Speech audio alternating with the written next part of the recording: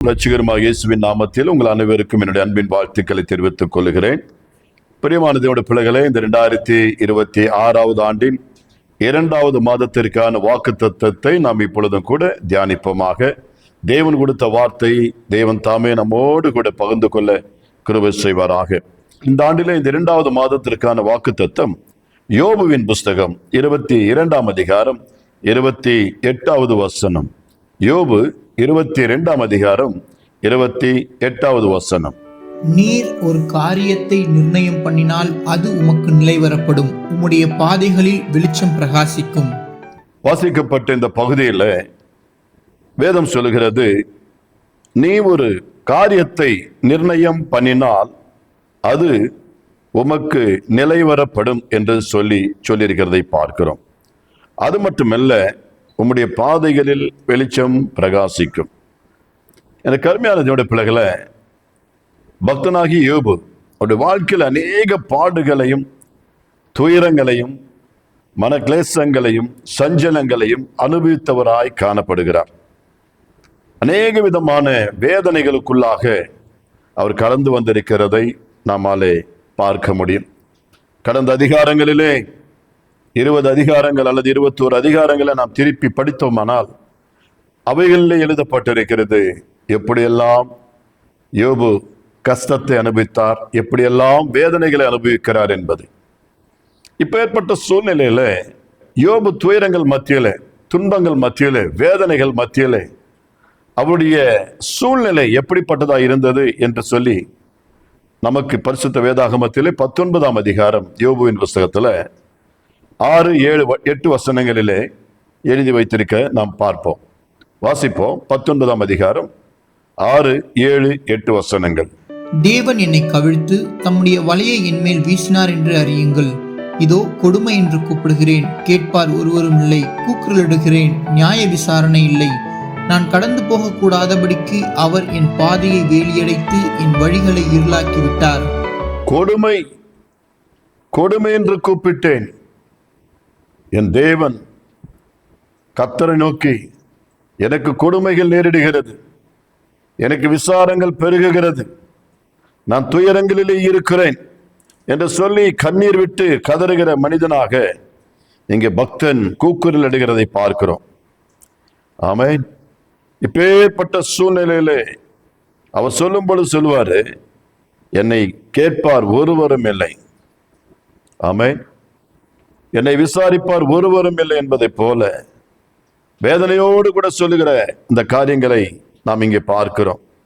எனக்கு அருமையான தேவனுடைய பிள்ளைகளை, மெய்யாகவே இன்றைக்கும் கடந்த மாதம் முழுவதுமாக பலவிதமான கொடுமைகளையும் பலவிதமான சூழ்நிலைகளையும் கவிழ்த்து போடப்பட்ட சூழ்நிலைகளையும் நம்மேல் சத்ரு வலைகளை விழித்த அந்த சூழ்நிலைகளையும் நாம் அனுபவித்திருக்கலாம். இங்கே வசனம் சொல்லுகிறது, தேவன் என்னை கவிழ்த்து தம்முடைய வலையை என்மேல் வீசினார் என்று அறியுங்கள். இதோ கொடுமை என்று கூப்பிட்டேன், கேட்பார் ஒருவரும் இல்லை. ஆமென். கூக்குரலிடுகிறேன், ஆமென், நியாயம் விசாரிக்க ஒருவரும் இல்லை என்று சொல்லி கதறுகிறதை பார்க்கிறோம். அன்பான தேவனுடைய பிள்ளைகளை, கடந்த மாதம் முழுவதுமாய் ஒருவேளை இந்த புத்தாண்டு ஆமென் ஆரம்பத்தில் மிகவும் சந்தோஷமாய் மகிழ்ச்சியோடு கூட நம்ம ஆரம்பித்திருக்கலாம். அந்த நாள் அடைவில் மிகவும் வேதனை நிறைந்த வாழ்க்கைக்கு நாம் கடந்து வந்திருக்கலாம்.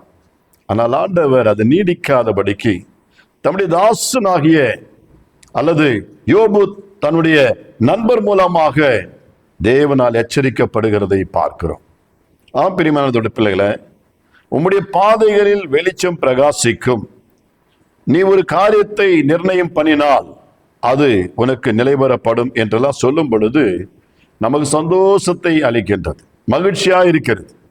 ஆனால் அதே சமயத்தில் இந்த எலிபாஸ் சில காரியங்களை தன்னுடைய நண்பனாகிய யோபுவுக்கு விலக்கி சொல்லுகிறதை பார்க்கிறோம். அதை குறித்து நாம் வாசிக்கும் பொழுது யோபு 22ஆம் அதிகாரம் 23வது வசனத்தில் அவர் எடுத்துரைக்கிறதை பார்க்கிறோம். 23வது வசனத்தை வாசிக்க கேட்போம். நீர் சர்வ வல்லவரிடத்தில் மனம் திரும்பினால் திரும்ப கட்டப்படுவீர், அக்கிரமத்தை உமது கூடாரத்துக்கு தூரமாக்குவீர். பாருங்க, நீ சர்வ வல்லவரிடத்திலே மனம் திரும்பினால் திரும்ப கட்டப்படுவீர் என்று சொல்லி அந்த நண்பன் மூலமாக தேவனால் எச்சரிக்கப்படுகிறதை பார்க்கிறோம். யோபுடைய துயரங்களுக்கும் வேதனைகளுக்கும் ஒருவேளை பாவமா இருந்தால், அது பாவம் காரணமா இருந்திருந்தால், அவருடைய அக்கிரமங்கள் இப்பேற்பட்ட சூழ்நிலைக்கு காரணமா இருந்திருந்தால், இங்கே நம்முடைய தாசன் மூலமாக, எலிபாஸ் மூலமாக இங்க தேவன் எச்சரிக்கிறதை பார்க்கிறோம். ஆம், நீ சர்வ வல்லவரிடத்துல மனம் திரும்பு, நீ மனம் திரும்பு, உன் அக்கிரமம் நீங்க, பாவம் நீங்க. ஏதாவிலும் வேதனை உண்டாக்கும் வழிகள் இருந்திருக்குமே, ஆனால் அதை ஆராய்ந்து அறிந்து அதை விட்டுவிடு. ஏனென்றால் நம் தேவன் இரக்கத்தில் ஐஸ்வர்யம் உள்ள தேவன். அவர் உனக்கு நியாயம் செய்வார், உன்னை இந்த சூழ்நிலையிலிருந்து விடுதலை ஆக்குவார் என்று சொல்லி எச்சரிக்கிறதை பார்க்கிறோம். தொடர்ந்து 27, 28 வசனங்களிலே கூட இந்த எலிபாஸ் என்பவர் நண்பர் இந்த யோபுவுக்கு கொடுக்கிற ஆலோசனை வாசிப்போம். நீர் அவரை நோக்கி விண்ணப்பம் பண்ண அவர் உமக்கு செவி கொடுப்பார். அப்பொழுது நீர் உம்முடைய பொருத்தனைகளை செலுத்துவீர். நீர் ஒரு காரியத்தை நிர்ணயம் பண்ணினால் அது உமக்கு நிலைவரப்படும். உம்முடைய பாதைகளில் வெளிச்சம் பிரகாசிக்கும். எனக்கு பிரியமான தேவனுடைய பிள்ளைகளை, இந்த இடத்துல மீண்டும் கூட சொல்கிறார், அவரை நோக்கி விண்ணப்பம் பண்ணினால் அப்படின்னு சொல்லப்பட்டிருக்கிறது. நீ அவரை நோக்கி விண்ணப்பம் பண்ணு, கர்த்தரை நோக்கி கூப்பிடு, அவரை நோக்கி ஜெபி, அவரிடத்துல ஒப்புரவாக அவரை கெஞ்சி, அவர் உனக்கு விடுதலை கொடுப்பார், அவர் உனக்கு அற்புதம் செய்வார் என்று சொல்லி இங்கே அந்த மனுஷன் எலிபாஸ் தேவனால் ஏவப்பட்டு யோபு என்ற பக்தனுக்கு ஆலோசனை வழங்குவதை பார்க்கிறோம். இன்றைக்கும் ஒருவேளை இப்பேற்பட்ட துயரத்திலே, வேதனையிலே, துயரங்கள் மத்தியிலே, பிரச்சனைகளோடு நாம் வாழ்ந்து கொண்டிருக்கிறோமே, ஆனால் எனக்கு அன்பு தேவனுடைய பிள்ளைகளை, நம்முடைய ஆண்டவர் சொல்லுகிற காரியம், நாம் மனம் திரும்புகிறவர்களாய் இருந்தால், நாம் கர்த்தரை நோக்கி விண்ணப்பம் பண்ணுகிறவர்களாய் இருந்தால், அந்த தேவன், சர்வ வல்லமையுள்ள தேவனாகிய கர்த்தர் இன்றைக்கு நமக்கு இறங்கி இந்த 2வது மாதத்தை நம்முடைய வாழ்க்கையில ஆமென் வெளிச்சம் நிறைந்த ஒரு மாதமாக மாற்றுவேன் என்று வாக்களித்திருக்கிறார். நம்முடைய பாதைகளில் வெளிச்சம் உண்டாகும், நம்முடைய வாழ்க்கை வெளிச்சமாய் மாறும். இந்த 2வது மாதம் ஒரு வெளிச்சத்தின் மாதமாய் தேவனால் நமக்கு உண்டாகும். ஆமென். கர்த்தருடைய வார்த்தையிலே ஆமென் இப்படியாய் சொல்லப்பட்டிருக்கிறது. பக்தனாகிய தாவீது இதை குறித்து சொல்லும் பொழுது, சங்கீதங்களின் புஸ்தகம் 37 அதிகாரம் முதல் 5 வசனங்களிலே இப்படியாக பக்தன் நமக்காக எழுதி வைத்திருக்கிறார். சங்கீதம் வாசிக்க கேட்போம். 37 அதிகாரம் 1 முதல் 5 வசனங்கள். பொல்லாதவர்களை குறித்து எரிச்சல் அடையாதே, நியாயக்கேடு செய்கிறவர்கள் மேல் பொறாமை கொள்ளாதே. அவர்கள் புல்லை போல் சீக்கிரமாய் அறுப்புண்டு பசும் பூண்டை போல் வாடி போவார்கள். கர்த்தரை நம்பி நன்மை செய், தேசத்தில் குடியிருந்து சத்தியத்தை மேய்ந்து கொள். கர்த்தரிடத்தில் மனமகிழ்ச்சியாயிரு, அவர் உன் இருதயத்தின் வேண்டுதல்களை உனக்கு அருள் செய்வார். உன் வழியை கர்த்தருக்கு ஒப்புவித்து அவர் மேல் நம்பிக்கையாயிரு, அவரே காரியத்தை வாய்க்க பண்ணுவார். ஆமென். எனக்கு அன்பான தேவனுடைய பிள்ளைகளை, இங்க வாசிக்கிறோம், இதோ பொல்லாதவர்களை குறித்து எரிச்சல் அடையாது. பொல்லாதவர்கள், நமக்கு விரோதமாய் பொல்லாப்பு செய்கிறவர்கள், தீங்கு செய்கிறவர்களை குறித்து நீ எரிச்சல் அடையாது என்று வேதம் நம்மை திடப்படுத்துகிறது. ஏனென்றால் நமக்கு ஒருவர் தீங்கு செய்யும் பொழுது, மனநோய் உண்டாக்கும் பொழுது, நமக்கு விரோதமாக சில காரியங்களை நடப்பிக்கும் பொழுது நமக்குள்ள ஒரு பயங்கரமான எரிச்சல், கோபம், டென்ஷன் வரும். ஆனா கர்த்தரோ அப்படி வேண்டாம் என்று சொல்லுகிறார். நீ அடையாத, நீ எரிச்சல் அடையாத, நியாயக்கேடு செய்கிறவர்கள் மேல் பொறாமை கொள்ளாத.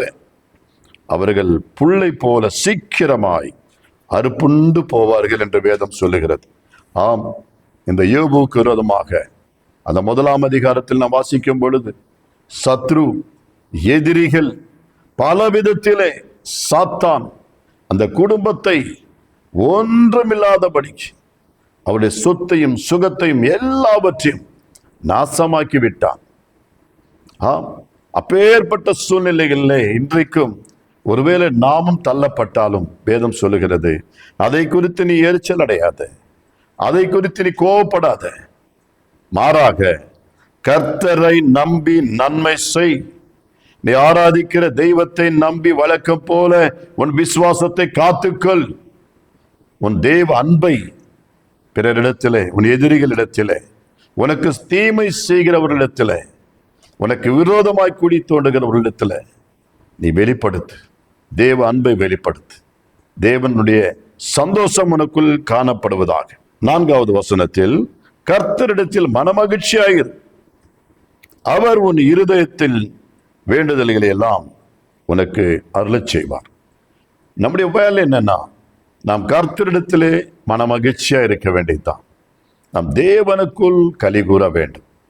ஆவக்கு சொல்லும்போது சொல்லுவார், அத்திமரம் துளிர் விடாமல் போனால், திராட்சை செடியில பலனற்று போனாலும், மந்தையில ஆடுகளின்றி போனாலும், தொழுவத்திலே மாடுகளின்றி போனாலும், வயல்களிலே தானியமின்றி போனாலும், நான் என் தேவனாகிய கர்த்தருக்குள் மகிழ்ச்சியா இருப்பேன்.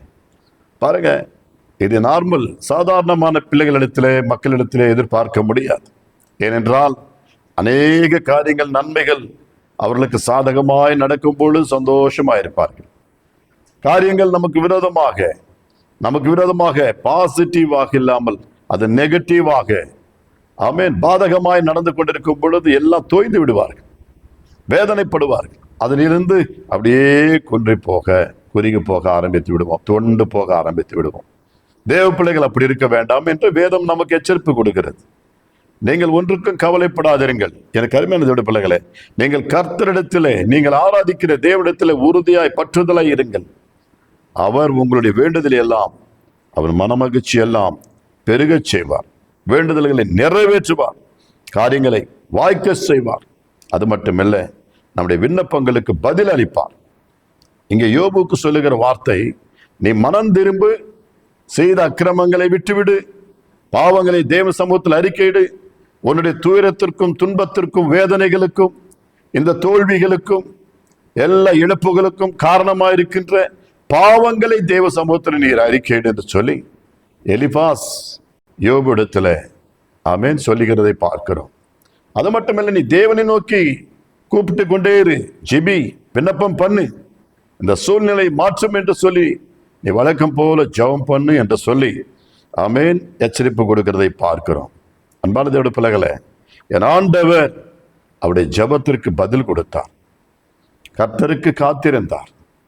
பிரியமான தேவனுடைய பிள்ளைகளே, நம்முடைய வாழ்க்கையில நாமும் நெருக்கங்கள் வரும் பொழுது, பாடுகள் வரும் பொழுது, நமக்கு விரோதமாய் ஆமென் ஒரு கூட்டம் விரோதமாய் கிரியைகள் நடப்பிக்கும் பொழுது நாம் எரிச்சல் அடைய வேண்டிய தேவையில்லை, கோபப்பட வேண்டிய தேவையில்லை.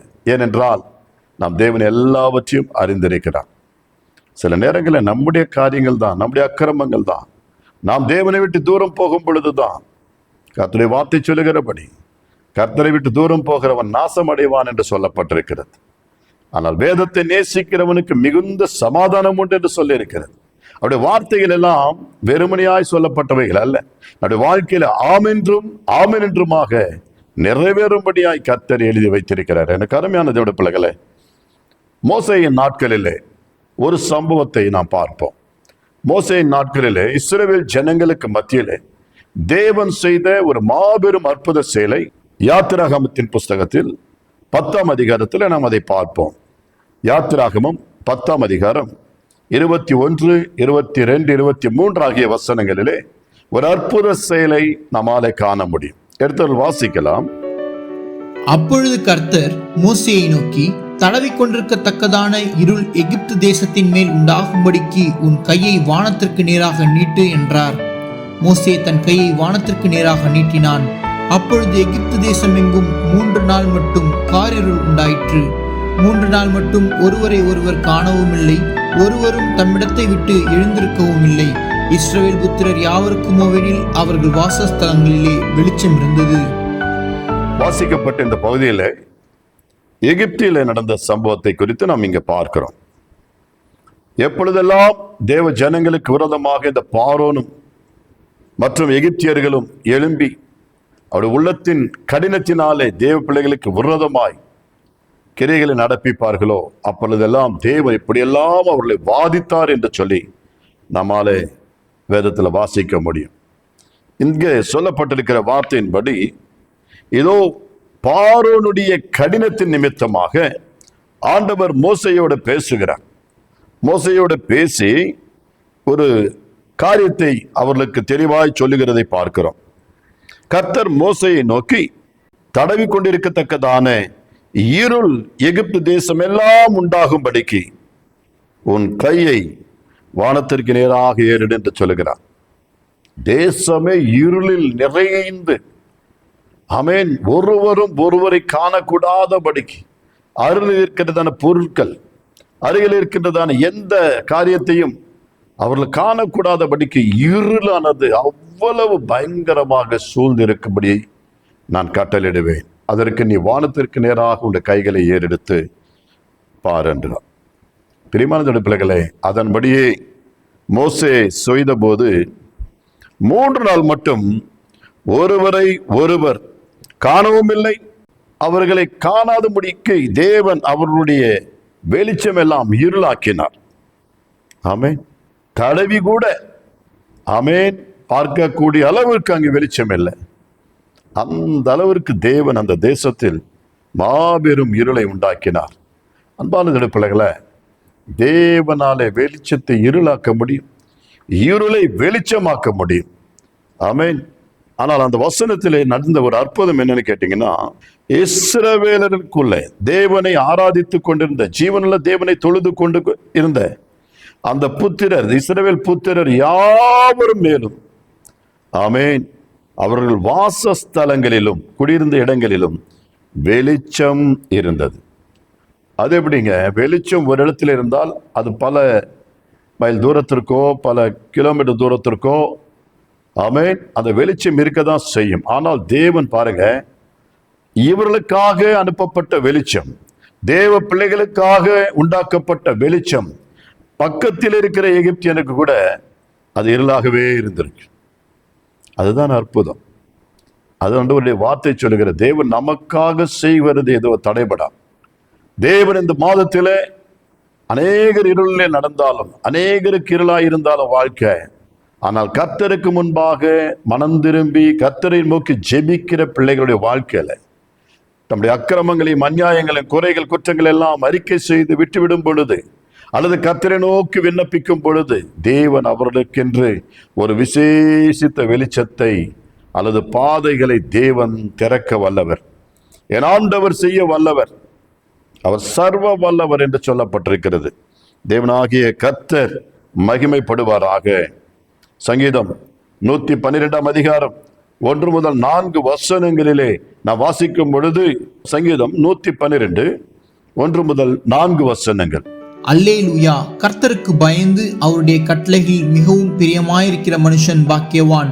அவன் சந்ததி பூமியில் பலத்திற்கும், செம்மையானவர்களின் வம்சம் ஆசீர்வதிக்கப்படும். ஆஸ்தியும் ஐஸ்வர்யமும் அவன் வீட்டில் இருக்கும். அவனுடைய நீதி என்றைக்கும் நிற்கும். செம்மையானவர்களுக்கு இருளிலே வெளிச்சம் உதிக்கும். அவன் இரக்கமும் மன உருக்கமும் நீதியும் உள்ளவன். ஆமென். எனக்கு அருமையான பிள்ளைகளை, பார்த்தீர்களா? வாசிக்கப்பட்ட பகுதியிலே கர்த்தருக்கு பயந்து அவருடைய கட்டளைகளிலே மிகவும் பிரியமாயிருக்கிற மனுஷன் பாக்கியவான். They are so blessed. அவருடைய சந்ததி பலத்து, அவருடைய சந்ததி ஆசீர்வதிக்கப்படும். அது பலத்திற்கும் ஆசீர்வதிக்கப்படும். எத்தனை ஆசீர்வாதங்கள் கர்த்தருக்கு பயப்படுகிறவருடைய வாழ்க்கையில கர்த்தர் வைத்திருக்கிறார் தெரியுங்களா? அது மட்டுமல்ல, ஆஸ்தியும் ஐஸ்வர்யமும் அவன் வீட்டில் இருக்கும். அவனுடைய நீதி என்றென்றைக்கும் நிற்கும் என்று சொல்லப்பட்டிருக்கிறது. ஆமென். எனக்கு அன்பான பிள்ளைகளை, வசனம் 4 விதமாய் செம்மையானவர்களுக்கு இருளிலே வெளிச்சம் உதிக்கும். தேவ பிள்ளைகள் நாம் செம்மையாய் வாழும் பொழுது, தேவனுக்கு முன்பாக நீதியாய் வாழும் பொழுது, கர்த்தருக்கு பயந்து அவருடைய கற்பனைகளின்படி நடக்கும் பொழுது, தேவனுடைய வார்த்தையின்படி நம்முடைய வழிகளிலே, நம்முடைய பாதையிலே வெளிச்சம் பிரகாசிக்கும். இந்த மாதம் உங்களுடைய வாழ்க்கையில இந்த வெளிச்சத்தை பிரகாசிப்பிக்க வேண்டும் என்று கர்த்தர் வாஞ்சியோடு இருக்கிறார். அதற்கு நாம் செய்ய வேண்டியதெல்லாம் கர்த்தருக்கு பயந்திருக்க வேண்டும். மனம் திரும்பிய வாழ்க்கை, கர்த்தரை நோக்கி பார்க்கின்ற வாழ்க்கை. 3ஆவதாக கர்த்தருக்கு பயப்பட்டு வாழ்கிற வாழ்க்கை நமக்குள்ள இருக்குமே. ஆனா தேவன் இந்த 2வது மாதம் நிச்சயமாகவே நம்முடைய பாதைகளில் எல்லாம் வெளிச்சம், நம்முடைய வாழ்க்கையில பிரகாசமான காரியங்களை கர்த்தர் நடப்பிப்பார். உங்கள் துக்கம் சந்தோஷமாய் மாறும். யோபு பக்தனுடைய வாழ்க்கை முந்தின நிலை பார்க்கலும் பிந்தின நிலைமை இரட்டத்தனையாய் தேவனால் ஆசீர்வதிக்கப்பட்டு மிகவும் மகிமையான ஒரு நிலையை அவர் அடைந்தார் என்று வேதத்தில் வாசிக்கிறோம். மற்றவர்களை குறித்து கவலைப்படாதீங்க. மற்றவர்களை குறித்து நீங்கள் சோர்ந்து போக வேண்டாம். நீங்கள் ஆராதிக்கிற தேவன், நீங்கள் நோக்கி பார்க்கிறவர் நிச்சயமாகவே உங்களுக்கு இறங்குவார். இந்த வாக்குத்தத்தம் பண்ணினவர் அவர் உங்களுக்கு நிச்சயமாகவே அற்புதம் செய்வார். ஏசாயாவின் புஸ்தகத்திலே சொல்லும் பொழுது ஏசாயா 60ஆம் அதிகாரம் 2வது வசனத்தில் ஆண்டவர் சொல்லியிருக்கிற வார்த்தையை வாசித்து நாம் நிறைவு செய்வோம். இதோ இருள் பூமியையும் காரிருள் ஜனங்களையும் மூடும், ஆனாலும் உன்மேல் கர்த்தர் உதிப்பார், அவருடைய மகிமை உன்மேல் காணப்படும். ஆமென், ஹல்லேலூயா. அன்பான தேவனுடைய பிள்ளைகளே, இதோ இருள் பூமியையும் காரிருள் ஜனங்களை மூடும், ஆனாலும் நீதியின் சூரியன் உங்கள் மேல் உதிப்பார். இந்த 2வது மாதத்துல பூமி முழுவதும் அந்தகாரப்பட்டாலும், மக்கள் இருளிலே வாழ்ந்து கொண்டிருந்தாலும், நாம் ஆராதிக்கிற தேவன் நமக்கு ஒரு வெளிச்சத்தின் பாதையை உண்டு பண்ணுவார். நம்முடைய பாதைகளை வெளிச்சத்திலே நடத்துவார், வெளிச்சமாய் மாற்றுவார். எப்படி எகிப்து தேசத்திலே தேசம் முழுவதும் அந்தகாரப்பட்டிருந்தாலும் இஸ்ரவேலர்களுக்குள்ள அவருடைய வாசங்களிலே எப்படி வெளிச்சம் உதித்ததோ அது போன்ற ஒரு வெளிச்சம் தேவன் இந்த மாதம் உங்களையும் எங்களையும் காணும்படி செய்து நிச்சயமாய் மகிமையாய் வாழ உதவி செய்வார். இது ஒரு வாக்குத்தத்தம். இந்த வசனத்தில் நாம் பார்த்தோம். இதோ கர்த்தர் சொன்னபடி யோபு 22-28 வசனத்தின்படி நம் தேவனாகிய கர்த்தர் நம்முடைய பாதைகளை வெளிச்சமாக்குவார், உங்கள் வழிகளை வெளிச்சமாக்குவார், கர்த்தர் காரியங்களை வாய்க்க பண்ணுவார். ஆமென். கர்த்தருடைய வார்த்தையை நம்புங்கள், அதன்படி கீழ்ப்படிந்து நடப்போம். நிச்சயமா இந்த வாக்குத்தத்தங்கள் எல்லாம் ஆமென் என்றும் ஆமென்றும் இருக்கிறபடினாலே அவைகளை நம்புவோம். தேவன் உங்களை ஆசீர்வதித்து உங்கள் கூடாரங்களையும் உங்களுடைய வாசஸ்தலங்களையும் உங்கள் வாழ்க்கையும் வெளிச்சமாக நடத்தி செல்வார். God bless you all. Thank you.